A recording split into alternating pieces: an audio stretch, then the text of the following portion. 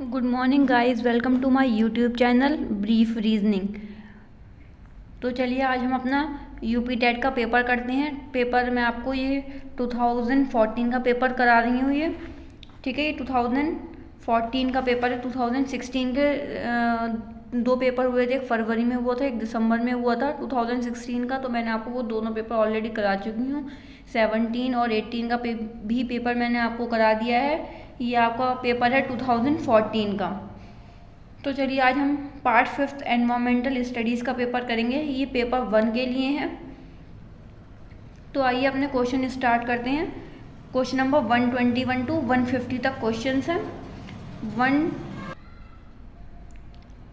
आप लोगों के जो पेपर हैं वो दिसंबर में हो सकता है, सीटेट का और उसका सीटेट का और यूपी टेट का दिसंबर में ही शायद डेट आएगी। फॉर्म तो आ चुके हैं सीटेट के, आप लोग जाकर फिल कर दीजिएगा। सीटेट भी अगर आप लोग दे रहे हैं, यूपी टेट भी नहीं दे रहे हैं, तो यूपी टेट के क्वेश्चन भी सीटेट में करके जाइएगा। कभी कभी यूपी टेट के क्वेश्चन भी जो है वो पूछ लिए जाते हैं वहाँ पर। तो इसलिए आप सब कुछ करके जाइएगा। सी टेट हो, यूपी टेट हो, उत्तराखंड के हों, रीट हो, तो आप लोग करके जाइएगा सब। कभी कभी इससे क्वेश्चन आ जाते हैं। अगर आपने प्रीवियस ईयर के पेपर भी कर लिए तो आपके लिए वो काफ़ी रहेगा। तो चलिए आते हैं हम 121 पर क्वेश्चन पर। मैं आप लोगों को एक बात और बता दूं, अगर आप लोगों को मैं सिर्फ टिक नहीं लगा रही हूँ, यहाँ पर सिर्फ बोल रही हूँ। अगर आपको कुछ भी समझ में नहीं आए तो वीडियो दोबारा से देख लीजिएगा। अगर फिर भी नहीं आता है समझ में तो आप लोग मुझे कमेंट में पूछ सकते हैं, मैं आपको आपके क्वेश्चन का आंसर ज़रूर रिप्लाई करूँगी। तो चलिए 121 क्वेश्चन स्टार्ट करते हैं। Name the instrument use for measuring air pressure. Barometer, seismograph, thermometer, hygrometer. तो इसका आंसर आएगा बैरोमीटर। सीस्मोग्राफ तो अर्थक्वेक की इंटेंसिटी करते हैं, थर्मोमीटर फीवर के लिए होता है, और हाइग्रोमीटर चेक कर लीजिएगा एक बार क्या होता है। बैरोमीटर इसका आंसर है। BT cotton is a hybrid plant, transgenic plant, natural plant या मेडिसिनल प्लांट। तो इसका होगा बीटी जो कॉटन है वो ट्रांसजेनिक प्लांट है। Option is B.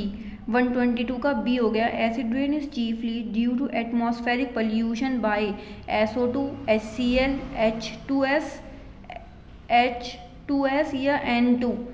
तो इसका आंसर होगा आपका SO2।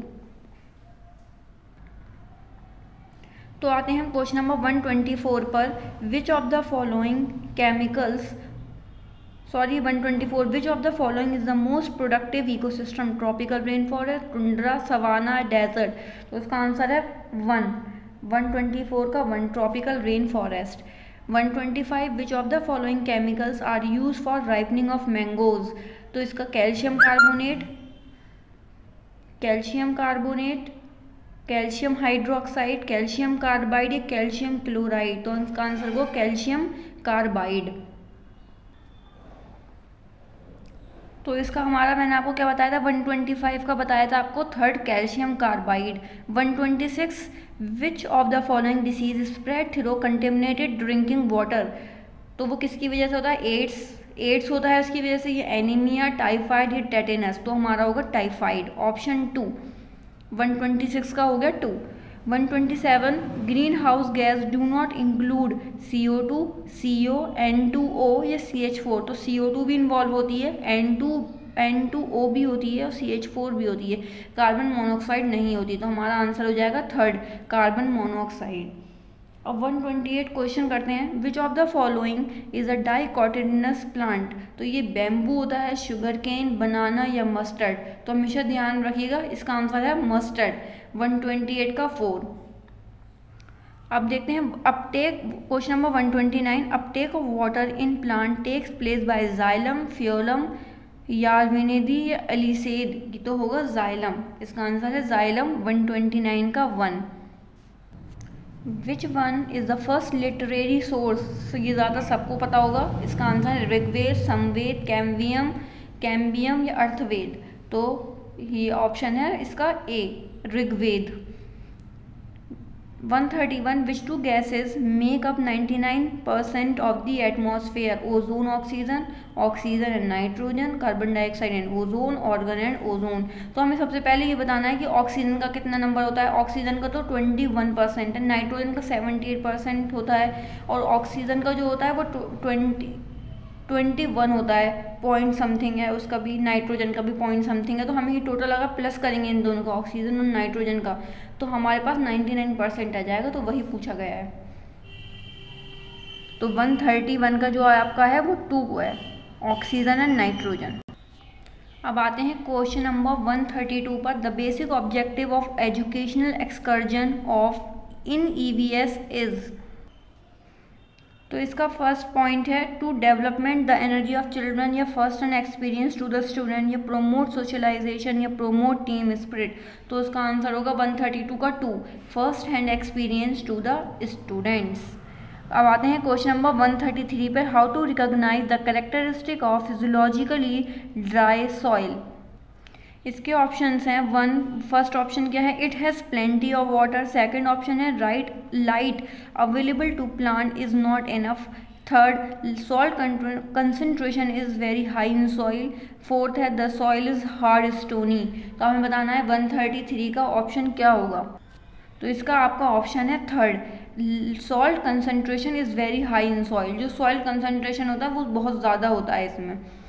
134, why are continuous and comprehensive evolution necessary.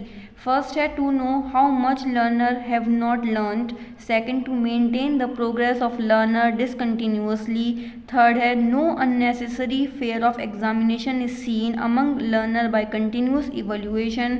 Fourth है to give importance to examination.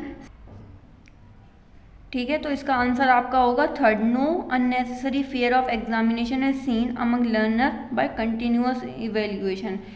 ठीक है, 134 का आपका हो गया थर्ड। 134 तो आपको दिखा ही नहीं क्वेश्चन, मैं एक बार और करा देती हूँ आपको 134 का। Why are continuous and comprehensive evolution necessary. तो इसका आंसर आपका होगा third, no unnecessary fear of examination is seen among learner by continuous evolution. तो आपका हो गया 134 का 3, आपको क्लियर हो गया होगा 134। तो अब 135 पर आ जाते हैं। Grazing animal changes vegetation by seed dispersal, selective grazing, cross pollination, spreading disease. तो बताइए इसका क्या आंसर है 135। तो इसका आपका जो क्वेश्चन है 135 का, grazing animal changes vegetation by, तो इसका आंसर है सिलेक्टिव ग्रेजिंग, थर्ड ऑप्शन है 135 का थर्ड। 136 क्वेश्चन पे आ जाते हैं अब। विच of the following is required for healthy bones. तो आप सबको पता ही होगा इस आंसर कि हेल्दी बोन्स के लिए क्या चाहिए। तो कैल्शियम एंड विटामिन डी आपको चाहिए, calcium and vitamin D. Option is fourth. मैं सारे ऑप्शन नहीं पढ़ के बताती हूँ क्योंकि सबको पता है इसका answer calcium and vitamin D. 137 question है, name the highest peak of the Himalayas in India. इसका भी आंसर सबको पता है, बहुत बार रिपीट हुए हैं ये क्वेश्चन। तो इसका है माउंट K2, ऑप्शन 1। 137 का ऑप्शन है आपका 1। अब 138 क्वेश्चन पे आ जाते हैं। At lower classes play way method of teaching is based on. इसका फर्स्ट है psychological principle of development, second है sociological principle of teaching, third है theory of physical education programme, fourth है principle of method of teaching. तो इसका answer है fourth, principle of method of teaching. 138 का आपका हो गया 4। अब 139 क्वेश्चन पे आ जाते हैं। Name the lowest layer of the atmosphere. सबसे जो लोएस्ट लेयर है वो ट्रोपोस्फेयर है, फिर सेकंड नंबर पे स्ट्रेटोस्फेयर है। ठीक है, इसके हिसाब से आप याद रखिएगा। Name the disease cause due to the deficiency of vitamin C. ये भी ज़्यादा सबको पता होगा विटामिन के बारे में, विटामिन ए, विटामिन बी। तो विटामिन सी से क्या होता है, स्कर्वी होता है। नाइट ब्लाइंडनेस जो होता है वो विटामिन ए से होता है, और बेरी जो होता है विटामिन बी से होता है। और फटीग मतलब तो आपको चेक कराना, थकावट। तो आपको क्लियर हो गया होगा 140 का क्या है आपका स्कर्वी। और नाइट ब्लाइंडनेस का भी आपको पता चल गया, विटामिन ए से होता है, बेरी विटामिन बी से होता है। तो चलिए अब आते हैं नेक्स्ट क्वेश्चन पे, क्वेश्चन नंबर 141। तो चलिए हम अपने 141 क्वेश्चन स्टार्ट करते हैं। Who is the first women IPS officer in India, ये भी सबको पता होगा, इसका आंसर है Kiran Bedi, option third. 142 name the famous one horn rhinoceros wild life sanctuary in Assam, Manas है, काजीरंगा, गिर फॉरेस्ट या कानाकिसली, तो इसका आएगा काजीरंगा। वन हॉर्न राइनोसोरस जो मिलते हैं वो आपको काजीरंगा नेशनल पार्क में मिलते हैं। गिर फॉरेस्ट जो है वो आपका गुजरात में है, ठीक है। और 143 का विच of the following in example of igneous rock का, बेसाल्ट है, स्लेट, लाइमस्टोन या ग्रेफाइट, तो इसका आंसर आपका होगा बेसाल्ट। 143 का 144 है ozone layer is found in earth atmospheric layer, troposphere, stratosphere, mesosphere या आयनोस्फेयर, तो वो जो होती है जो हमारी ओजोन लेयर को रोकती है वो है स्ट्रेटोस्फेयर, ठीक है। 145 क्वेश्चन है who is the founder of Sikh religion, Guru Tegh Bahadur, गुरु गोविंद सिंह, गुरु अर्जन देव, गुरु नानक, तो इसका आंसर है गुरु नानक। फाउंडर जो है सिख रिलीजन के फाउंडर कौन है, वो गुरु नानक है। तो आते हैं हम क्वेश्चन नंबर 146। क्वेश्चन नंबर 146 है the instrument to record the intensity of earthquake is seismograph, होगा इसका आंसर। मैं आपको पिछले जो साल के पेपर कराए हैं आप उसमें देख सकते हैं काफ़ी क्वेश्चन रिपीट हो रहे हैं, जैसे ये वाला क्वेश्चन फिर रिपीट हुआ है। तो आपको बताना है the longest day in the southern hemisphere are, कौन सा लॉन्गेस्ट डे होता है सदर्न हेमिस्फीयर के लिए, 21 मार्च होता है, 23 सितंबर है, 21 जून है, 22 दिसंबर, तो उसका आंसर होगा 22 दिसंबर। 147 का 4। 148 देखते हैं who is the author of Satyarth Prakash, Satyarth Prakash के ऑथर कौन है, किसने लिखी है ये, स्वामी दयानंद सरस्वती, स्वामी विवेकानंद, राजा राम मोहन रॉय, मदन मोहन मालवीय, तो इसके ऑथर कौन है, स्वामी दयानंद सरस्वती हैं इसके। ऑप्शन नंबर 1, 148 का 1। Bihu is a folk dance of which of the following state India, जो बिहू है वो कहाँ का है, तो वो आसाम का है, ठीक है, आसाम बोलें या असोम। 150 क्वेश्चन है आपका, a group of interconnected food chain, तो 150 क्वेश्चन देख लेते हैं। A group of interconnected food chain is called, food cycle बोलेंगे उसको, चेन रिएक्शन बोलेंगे, फूड वेब या पिरामिड ऑफ बायोमास, उसको हम बोलेंगे फूड वेब। तो 150 का हो गया ऑप्शन नंबर 3। अगर आपको मेरी वीडियो पसंद आती है तो आप लोग प्लीज़ मेरी वीडियो को शेयर एंड लाइक ज़रूर करिएगा, मेरे चैनल को सब्सक्राइब करना मत भूलिएगा। तो प्लीज़ मेरे चैनल को भी थोड़ा सपोर्ट तो करना पड़ेगा आप लोगों को, प्लीज़ करिए और लोगों को बताइए जिन लोगों को ज़रूरत है यूपी टेट सी टेट के पेपर की, तो आप लोग मेरे चैनल का लिंक उनको दे सकते हैं, बता सकते हैं, चैनल का नाम बता सकते हैं। तो प्लीज़ सपोर्ट ज़रूर करिएगा मुझे और चैनल को सब्सक्राइब करना मत भूलिएगा। मिलते हैं नेक्स्ट पेपर के साथ नेक्स्ट वीडियो में।